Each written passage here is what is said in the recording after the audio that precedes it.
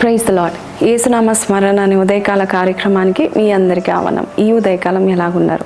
ఈరోజు చక్కటి వాగ్దానము యోహాను సువార్త 15వ అధ్యాయము 16వ వచనం నుంచి చద్దాం.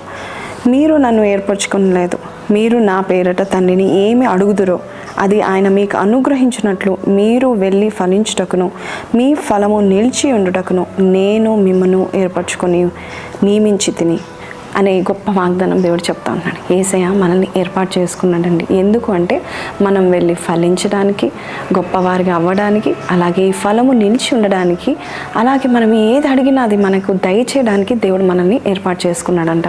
చాలా వరకు మనం చూస్తూ ఉంటాం, ఎవరైనా చూస్ చేసుకుంటే వారి నుండి లాభం పొందుకోవడానికే చూస్ చేసుకుంటారు కదండి. కానీ మన దేవుడు మనల్ని ఎందుకు చూస్ చేసుకున్నాడు, మనల్ని ఎందుకు ఏర్పాటు చేసుకున్నాడంటే మనం ఫలించడానికి, మనం ఆయన పేరట ఏది అడిగినా మనకి దయచేయడానికి ఏర్పాటు చేసుకుని ఉన్నాడు. పేతురు జీవితంలో ఇదే జరిగింది. పేతురు శ్రమల పాలై నష్టపోయి ఒక్క చేప కూడా పడని జాలరుగా ఉంటున్నప్పుడు, ఇంకా వలలు కడుకుంటున్న సమయంలో దేవుడు పేతురు యొక్క దోణని చూసి దేవుడు పేతురుని ఎన్నుకొని నీ దోణ నాకు కావాలని చెప్పి దేవుడు పేతుర్ని ఆ రోజు వెన్నుకోవడం మాత్రమే కాదు, విస్తారమైన చేపలు పడేటట్టుగా దేవుడు చూశాడు, ఫలించేటట్టుగా దేవుడు చూశాడు. ప్రభువా నేను పాపిని నాయనా, నా యొద్ద నుండి వెళ్ళిపో ప్రభువా అని కూడా పేతురు చెప్పడం జరిగింది. నిజమే, మనం పాపులమైనా కూడా మనల్ని ప్రేమించిన దేవుడు మనల్ని ఏర్పాటు చేసుకున్నాడు. ఎందుకు ఏర్పాటు చేసుకున్నాడంటే ఆయన పేరట మనం ప్రార్థన చేసిన దాన్ని కూడా పొందుకోవడానికి ఏర్పాటు చేశాడు. అంతేకాదు మనం ఫలించాలని ఏర్పాటు చేసుకున్నాడు. ఈరోజు ఈ వాగ్దానం వింటున్న నీవు ఎక్కడ నష్టపోయావో, ఎక్కడ శ్రమలతో సారిపోయావో, ఏది ముట్టుకున్నా కూడా మట్టయిపోతుందా? అయితే దేవుని సన్నిధిలో నీవు ఉన్నావు, ఈ వాగ్దానం వింటున్నావు.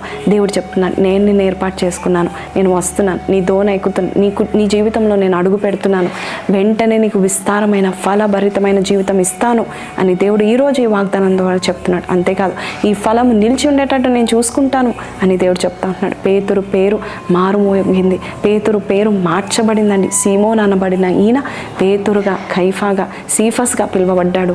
దేవుని యొక్క బండగా నిలబడ్డాడు.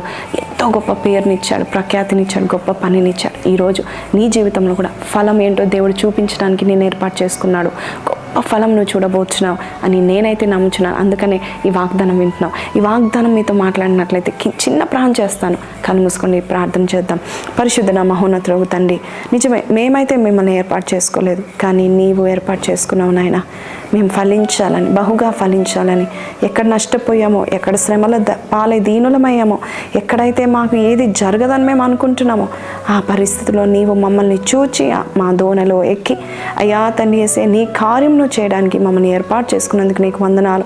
ఈ రోజు నుంచి మేము నేను ఏది అడిగినా కూడా మా మంచి భవిష్యత్తు నిమిత్తమై నీకు మేము ప్రార్థన చేసినప్పుడు నాయన నీవు మా ప్రార్థన ఆలకిస్తావని నమ్ముచు మా యొక్క జీవితాన్ని, నాయన ఎండిపోయిన ఈ జీవితాన్ని అయ్యా ఫలభరితంగా నువ్వు చిగురిస్తావని నమ్ముతూ నజరేయుడైన యేసు పరిశుద్ధ నామంలో అడిగి పెట్టుకుంటున్నాం తండ్రి, ఆమెన్. సో ప్రైజ్ లార్డ్ అండి. వాగ్దానం విన్నాం కదండి, కింద కామెంట్లో పెడదామా? God chose me to be fruitful అని పెడదామా? ఖచ్చితంగా దేవుడు ఈ యొక్క నీ విశ్వాసం చూసి దేవుడు ఖచ్చితంగా నేను ఫ్రూట్ఫుల్ చేయబోతున్నాడు. మళ్ళీ రేపు కలుద్దాం. అంతవరకు సెలవు. And don't forget to like, share and subscribe. Praise the lord.